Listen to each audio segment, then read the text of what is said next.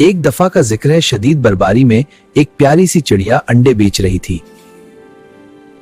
अंडे, ताजा अंडे। सर्दियों में अंडों की खास जरूरत होती है। आइए खरीदें।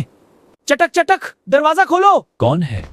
चिड़िया हूँ, मेरे अंडे ले लो, कहीं से नहीं हो रहे। अंदर आ जाओ। बर्फबारी में दरवाजा बंद मत करो। बंद कर दिया। अब मेरे अंडे कहीं सेल नहीं हो रहे थे। लोमड़ी भाई, दरवाजा खोलो। चिड़िया बहन, आओ अंदर। बहुत बहुत शुक्रिया। लोमड़ी, मेरे अंडे खरीद लो। नहीं, मैं इन्हें नहीं लूंगा। बुराई करम, मुझे बहुत जरूरत है। ये मेरे काम का नहीं।